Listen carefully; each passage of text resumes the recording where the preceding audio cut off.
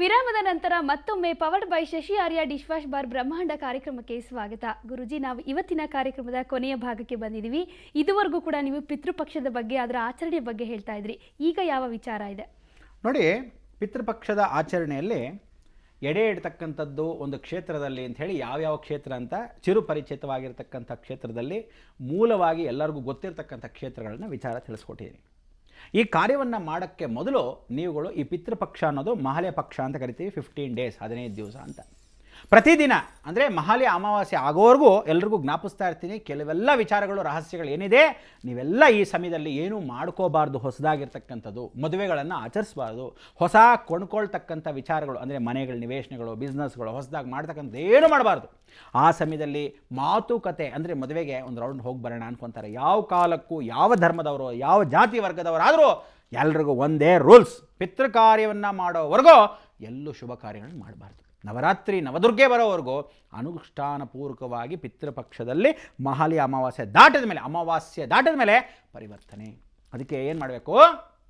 ಎಲ್ಲರೂ ಸಿಹಿ ತಿಂಡಿ ಮಾಡ್ತೀರ ಮನೆಯೊಳಗೆ. ನಾನು ಏನು ಹೇಳಿದ್ದೀನಿ, ಸಕ್ಕರೆ ಪೊಂಗಲ್ಲು ಬಹಳ ಇಷ್ಟವಾಗಿರತಕ್ಕಂಥದ್ದು ಒಂದು ದೇವತೆಗಳಿಗೆ, ಎರಡನೇದು ಭೂತ ಪ್ರೇತ ಪಿಶಾಚಿಗಳಿಗೆ.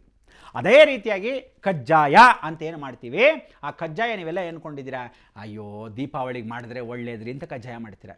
ಆ ಕಜ್ಜಾಯವನ್ನು ಸಜ್ಜಪ್ಪ ರೀತಿ ಮಾಡ್ಕೋಬೇಕು. ಅಂದರೆ ಕೊಬ್ಬರಿ, ಸಕ್ಕರೆ, ಬೆಲ್ಲ ಎಲ್ಲವನ್ನೂ ಹಾಕ್ಕೊಂಡು ಲಕ್ಷಣವಾಗಿ ಸಜ್ಜಪ್ಪ ಅಂತ ಮಾಡ್ತಾರೆ. ಇದು ಸಿಹಿ ತಿಂಡಿಯನ್ನು ಎರಡೂ ಪಕ್ಷದಲ್ಲಿ ಬಹಳ ವಿಶೇಷವಾಗಿ ಇಷ್ಟ ಆಗಿರತಕ್ಕಂಥದ್ದು. ಏನಕ್ಕೆ ಅಂದರೆ ಭೂತ ಪ್ರೇತ ಪಿಶಾಚಿಗಳಿಗೆ. ಅಂದರೆ ಭೂತ ಅಂದರೆ ಹೋಗಿರ್ತಕ್ಕಂಥವ್ರು, ಪ್ರೇತ ಅಂದರೆ ಅಲೆಮಾರಿಯಾಗಿ ಅಲಿತಕ್ಕಂಥವ್ರು. ಅಂದರೆ ತುಂಬ ಆಸೆ ಇಟ್ಕೊಂಡು ಆಸೆ ಪೂರೈಸ್ಕೊಳ್ಳದೆ ಸತ್ತೋಗಿರ್ತಾರೆ, ಅಂಥವ್ರು ಇನ್ನೂ ಅಲ್ಲೇ ಬದುಕಿರ್ತಾರೆ.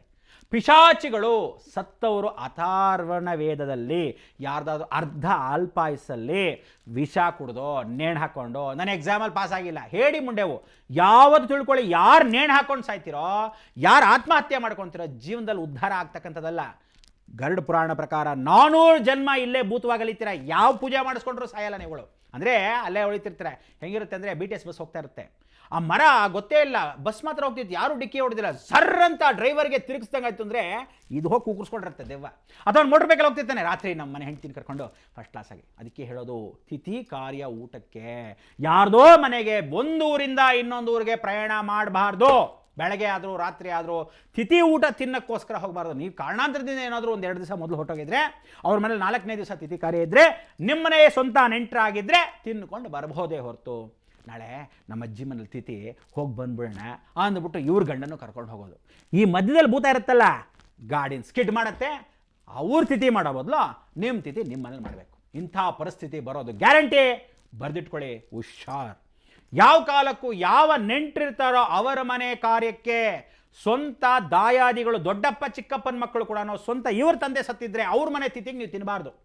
ಒಂದೇ ದೊಡ್ಡ ತಾತ ಇದ್ದರೆ ನೀವೆಲ್ಲ ಒಂದೇ ಕುಟುಂಬದವರು, ದೊಡ್ಡಪ್ಪ ಚಿಕ್ಕಪ್ಪಂದ್ರಾದರೆ ನಿಮ್ಮ ತಾತನ ತಿಥಿಗೆ ನೀವೆಲ್ಲರೂ ಆಶೀರ್ವಾದಕ್ಕೆ ಹೋಗ್ಬೋದು.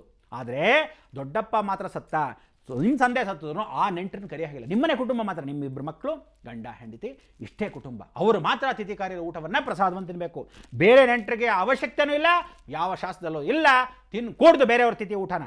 ನೀವೇನಾದರೂ ಆ ರೀತಿ ತಿಥಿ ಊಟ ತಿಂದರೆ ಗ್ಯಾರಂಟಿ ಹೇಳ್ತೀನಿ, ರೋಗಗಳು ಬಂದು ಸಾಯ್ತೀರಾ. ಹುಷಾರು ಹುಷಾರು ಹುಷಾರು. ಯಾಕೆಂದರೆ ಇದು ಯಾವ ಕಾಲಕ್ಕೂ ಎಲ್ಲ ಧರ್ಮದವ್ರಿಗೂ ಒಂದೇ ಸಿಸ್ಟಮ್, ಒಂದೇ ರೂಲ್. ಯಾಕೆಂದರೆ ನೀವೆಲ್ಲ ಸುಟ್ಟಿರಲ್ಲ, ಕೆಲವರೆಲ್ಲ ಹೂಣಿರ್ತೀರ. ಆ ಹೂಣಿರ್ತಕ್ಕಂಥದ್ದು ಎಲ್ಲಿ ಹೂಣಿರ್ತೀರ ಗೊತ್ತಿಲ್ಲ. ಜಮೀನಲ್ಲಿ ಹೂಣಿರೋದು ಮಾರ್ಬಿಟ್ಟಿರ್ತೀರ, ಅಥವಾ ಸರ್ಕಾರಕ್ಕೆ ಜಾಗದಲ್ಲಿ ಹೊಟ್ಟೋಗಿರುತ್ತೆ, ಅಲ್ಲಿ ಪೂಜೆ ಪುರಸ್ಕಾರ ಸರಿಯಾಗಿರಲ್ಲ, ಒಣಗೋಗಿರುತ್ತೆ. ಅಥವಾ ಸ್ಮಶಾನದಲ್ಲಿ ಹೂಣಿರೋದ್ನಲ್ಲಿ ಇವತ್ತಿನ ಕಾಲದಲ್ಲಿ 10,000 ಹೆಣಕ್ಕೆ ಒಂದು ಮಿಷಿನ್ ಸುಟ್ಟಿರೋದನ್ನ ಚೇಂಜ್ ಮಾಡು ಅಂತ ಕಾನೂನು. ಇವರ 10,000 ಅಲ್ಲ 1,00,000 ಸುಟ್ಟರು ಅದು ಮೆತ್ಕೊಂಡ್ಬಿಡುತ್ತಲ್ಲ, ಮಿಷಿನ್ ಕೆಟ್ಟೋಗಿರುತ್ತೆ. ತಲೆ ಕೂದಲಲ್ಲಿ ಮೆತ್ಕೊಂಡ್ಬಿಡುತ್ತೆ, ಚರ್ಮ ಇಲ್ಲಿ ಕೆತ್ಕೊಂಡ್ಬಿಡುತ್ತೆ, ತೊಡೆ ಆ ಕಡೆ ಮೆತ್ಕೊಂಡ್ಬಿಡುತ್ತೆ, ಆ ದೇಹ ಅಯ್ಯೋ ಅಂತ ಆಗೋಗಿರುತ್ತೆ. ಇದು ಸುಡೋದೇ ಇಲ್ಲ.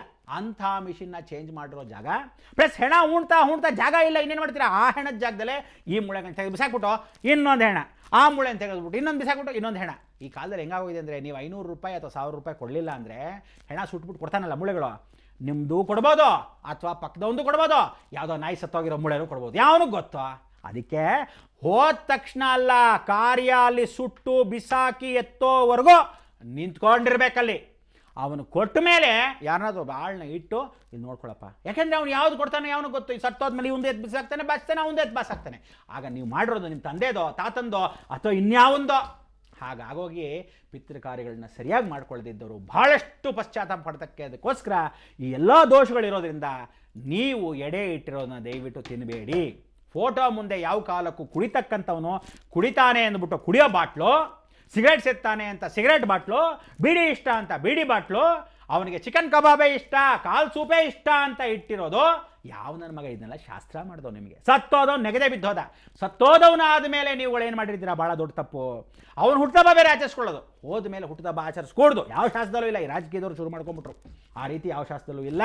ಯಾವತ್ತು ಹುಟ್ಟಿದ ಮೇಲೆ ಮುಗಿದೋಯ್ತು ಅವ್ರ ಕಾಲಕ್ಕೆ ಪರಿವರ್ತನಾ ಸ್ವರೂಪಕ್ಕೆ ಮತ್ತೆ ಕರೆದ್ರಿ, ಭೂತ ಪ್ರೇತ ಪಿಶಾಚಿಗಳು ಮತ್ತೆ ವಾಪಸ್ಸು ಬ್ಯಾಕ್ ಟು ಪೆವಿಲಿಯನ್. ಹುಷಾರ್. ಅದಕ್ಕೆ ಪಿತೃಕಾರ್ಯಗಳನ್ನು ಮಾಡಬೇಕಾದ್ರೆ ಇದೇ ರೂಲ್ಸ್ ಆ್ಯಂಡ್ ರೆಗ್ಯುಲೇಷನ್, ಹೀಗೆ ಸಿಸ್ಟಮ್ ಅನ್ನೋದು ನಾವು ಹೇಳಿದ್ದಲ್ಲ, ಸನಾತನ ಧರ್ಮದ ಸಿಸ್ಟಮ್. ನಿಮಗೆ ಯಾರು ಹೇಳ್ಕೊಡದೇ ಇರೋದ್ರಿಂದ ನೀವೇನು ಮಾಡಿದ್ದೀರಾ, ನಿಮ್ಮ ಇಷ್ಟಕ್ಕೆ ನಿಮ್ಮೂರಲ್ಲಿ ನಿಮ್ಮ ಸಂಪ್ರದಾಯ ಪ್ರಕಾರವಾಗಿ ನಿಮ್ಮ ಅನುಕೂಲಕ್ಕೆ ಮಾಡ್ಕೊಂಬಂದ್ಬಿಟ್ಟಿದ್ದಾರೆ ತಾತ ಮುತಾತಂದು ಹೊರತು ಯಾರು ಹೇಳಿರೋ ಶಾಸ್ತ್ರವಲ್ಲ, ಯಾರು ಹೇಳಿರೋ ನೀತಿ ಪಾಠ ಅಲ್ಲ. ಇದೆಲ್ಲ ಒಂದು ಕ್ರಮ. ಇದನ್ನು ಸಿಸ್ಟಮಾಗಿ ಆಚರಿಸ್ಕೊಳ್ಳಿ, ಶ್ರದ್ಧಾ ವಹಿಸಿ ಕರೆಕ್ಟಾಗಿ ಮಾಡ್ಕೊಳ್ಳಿ. ಪಿತೃಕಾರ್ಯನ ಮಾಡಬೇಕಾದ್ರೆ ಹೇಳಿದ್ದೀನಿ, ನಿಮ್ಮ ಸ್ವಂತದವರು ಮಾತ್ರ ಬಿಟ್ಟು ಬೇರೆಯವ್ರನ್ನ ಕರಿಬೇಡಿ. ತಿಥಿ ಕಾರ್ಯವನ್ನು ಮಾಡಬೇಕಾದ್ರೆ ದಯವಿಟ್ಟು ಹೇಳ್ತೀನಿ, ಮಧ್ಯಾಹ್ನ 12 ಗಂಟೆ ಒಳಗೆ ಮುಗಿಸ್ಬಿಡ್ಬೇಕು. 12 ಗಂಟೆ ಮೇಲ್ಪಟ್ಟು ನೀವು ಕಾರ್ಯವನ್ನು ಮಾಡೋದಾದರೆ ಸೂರ್ಯ ನೆತ್ತಿ ಮೇಲೆ ಮಧ್ಯಕ್ಕೆ ಬಂದಿರ್ತಾನೆ. ಮಧ್ಯೇನ ಸ್ವರೂಪ ಸ್ವಯಂ ಮಹೇಶ್ವರ. ಆ ಸೂರ್ಯ ಬಂದಾಗ ಮಾಡಬಾರ್ದು. ಸೂರ್ಯ ಮಧ್ಯ ಬಿಂದುಕ್ಕೆ ಬರೋಕ್ಕೆ ಮೊದಲೇ ನೀವು ಆಚರಿಸ್ಬಿಟ್ರೆ ಪರಿಪೂರ್ಣ ಅನುಗ್ರಹ ಆವತ್ತೇ ಸಿದ್ಧಿ. ಅದಕ್ಕೆ 12 ಗಂಟೆ ಒಳಗೆಲ್ಲ ಮುಗಿಸ್ಬಿಟ್ಟು ಅದಾದಮೇಲೆ ಯಾರನ್ನು ಕರಿಬೇಕು, ಅಕಸ್ಮಾತ್ ಭಿಕ್ಷುವನೋ ಅಥವಾ ನಾತನೋ, ಎಡೆ ಇಟ್ಟಿರೋದು ಪೂರ್ತಿ ಎಲೆ ಸಮೇತ ಹಾಗೆ ತಟ್ಟೆ ಸಮೇತ ಎಳೆದ್ಬಿಟ್ಟು ಊಟ ಮಾಡಪ್ಪ ಅಂಥೇಳಿ. ಆ ಊಟ ಅವನು ಮಾಡಿದ ಮೇಲೆ, ಅವನಿಗೆ ದಾನ ಆದಮೇಲೆ ನಿಮ್ಗೆ ಸ್ವೀಟ್ ನೈವೇದ್ಯ ಇಟ್ಟಿರ್ತಿರಲ್ಲ ಫೋಟೋ ಮುಂದೆ, ಅದನ್ನು ತೊಗೊಂಡು ನಿಮ್ಮ ಮನೆ ಕುಟುಂಬದವ್ರಿಗೆಲ್ಲ ಒಂದೊಂದು ಸ್ವಲ್ಪ ಪ್ರಸಾದ. ಮಿಕ್ಕಿದ ಅಡುಗೆ ಏನಿದೆ, ಆಂಬೋಡೆ ಗಿಂಬೋಡೆ ಉದ್ದಿನ ವಡೆ ಎಲ್ಲ ಮಾಡ್ಕೊಂಡಿರ್ತೀರ, ಲಕ್ಷಣವಾಗಿ ತಿನ್ನಿ, ಬೇಡ ಅಂದಿಲ್ಲ. ಆದರೆ ಯಾವ ಕಾಲಕ್ಕೂ ತಿಂದ ಮೇಲೆ ಆ ಕುಡಿಯೋದು ಬಾಟ್ಲಿಡೋದಾಗಲಿ, ಸಿಗರೇಟ್ ಇಡೋದಾಗಲಿ, ಬೀಡಿ ಇಡೋದಾಗಲಿ ಮಾಡಬೇಡಿ. ಹಾಗೂ ನಿಮ್ಗೊಂದು ಪಕ್ಷ ಇರಬೇಕಾ, ಯಾವನಾದರೂ ದೂರದಲ್ಲಿ ಬೆಟ್ಟದ ಮೇಲೆ ಯಾವನೋ ಸೇರ್ತಾ ಇರ್ತಾನೆ, ಒಂದು ಪ್ಯಾಕೆಟ್ ಕೊಡಿಸ್ಬಿಡಿ. ಯಾವನಾದ್ರು ದೂರದಲ್ಲಿ ಬೀಡಿ ಸೇದಬೇಕು ಅಂತಿರ್ತ ಹಳ್ಳಿಯವನೋ ತಗೋ. ಯಾರಾದರೂ ಕುಡಿಬೇಕು ಅಂತಿರ್ತಕ್ಕಂಥದ್ದು ಏನು ಮಾಡಬೇಕು, ಯಾವ ಕಾಲಕ್ಕೂ ಇನ್ನೊಬ್ಬನ ಕೊಡಬೇಡಿ.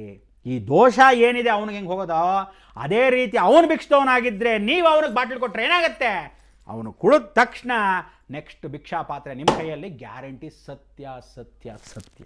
ಅದಕ್ಕೆ ಅದೇನು ಮಾಡಬೇಕು, ದೂರದಲ್ಲಿ ಯಾರೂ ತುಳಿದೇ ಇರೋ ಜಾಗಕ್ಕೆ ನೀರಲ್ಲಿ ಹೀಗೆ ಕೈ ಇಟ್ಕೊಂಡು ವಿಶೇಷವಾಗಿ ನದಿ ಒಳಗೆ ಬಿಟ್ಬಿಡ್ಬೇಕು, ಅರ್ಘ್ಯವನ್ನು ಬಿಟ್ಬಿಡ್ಬೇಕು. ಅವರಿಗೆ ಇಷ್ಟವಾಗಿತ್ತು, ಕುಡಿತಾ ಇದ್ರು, ಮುಂದೆ ಆ ವಂಶಕ್ಕೆ ಈ ಕುಡಿಯೋ ಅಭ್ಯಾಸ ಬರ್ಕೂಡ್ದು ಅಂತ ಹೀಗೆ ಮಾಡಿ ಪರಿವರ್ತನೆ. ಹೀಗೆ ಒಂದಲ್ಲ ಒಂದು ಪರಿವರ್ತನೆ ಪ್ರತಿದಿನ ಮಹಾಲಯ ಅಮಾವಾಸ್ಯೆವರೆಗೂ ಕೊಡ್ತಾ ಹೋಗ್ತೀನಿ. ಸೋಮವಾರ ಇವತ್ತೇ ವಿಶೇಷ ವೈಶಿಷ್ಟ್ಯತೆ. ಇಂಥ ಒಂದು ಸುಭಿಕ್ಷವಾಗಿ ಯಾವ ಕಾಲಕ್ಕೂ ಯಾರೂ ಹೇಳದೇ ಇರತಕ್ಕಂಥ ವಿಚಾರಗಳನ್ನ ಕೇವಲ ಬ್ರಹ್ಮಾಂಡ ಲೋಕದಲ್ಲಿ ಬ್ರಹ್ಮಾಂಡ ಗುರುಗಳು ಮಾತ್ರ ಹೇಳ್ತಕ್ಕಂಥದ್ದು. ಆದರೂ ಲೋಕ ಸುಭಿಕ್ಷವಾಗಿರಲಿ ಅನ್ನೋದೇ ನಮ್ಮ ಅಪೇಕ್ಷೆ. ಹೇಳಿ ನೋಡೋಣ. ಲೋಕ ಸಮಸ್ತ ಸುಖಿನೋ ಭವಂತು, ಸನ್ಮಂಗಳೋ ನಿಭವಂತು. ಗುರುಜಿ, ಇದುವರೆಗೂ ಕೂಡ ತಾವು ಪಿತೃಪಕ್ಷದ ಆಚರಣೆಯನ್ನು ಹೇಗೆ ಮಾಡಬೇಕು, ಪಿತೃಪಕ್ಷದ ಶಾಸ್ತ್ರ ಸಂಪ್ರದಾಯಗಳ ಬಗ್ಗೆ, ಆ ಒಂದು ಸಂಸ್ಕಾರದ ಬಗ್ಗೆ ಸಂಪೂರ್ಣ ಮಾಹಿತಿಯನ್ನು ನೀಡಿದ್ರಿ. ಧನ್ಯವಾದಗಳು. ವೀಕ್ಷಕರೇ, ಇದಿಷ್ಟು ಇವತ್ತಿನ powered by Shashi Arya dish wash bar ಬ್ರಹ್ಮಾಂಡ ಕಾರ್ಯಕ್ರಮ. ಇನ್ನಷ್ಟು ಬ್ರಹ್ಮಾಂಡ ರಹಸ್ಯಗಳೊಂದಿಗೆ ನಾಳೆ ಬೆಳಗ್ಗೆ 9:30 ಬ್ರಹ್ಮಾಂಡ ಕಾರ್ಯಕ್ರಮದಲ್ಲಿ ನಾವು ನಿಮ್ಮನ್ನು ಭೇಟಿ ಮಾಡ್ತೀವಿ. ನಮಸ್ಕಾರ. ಜೈ ಯಮಧರ್ಮ, ಜೈ ಯಮಧರ್ಮ.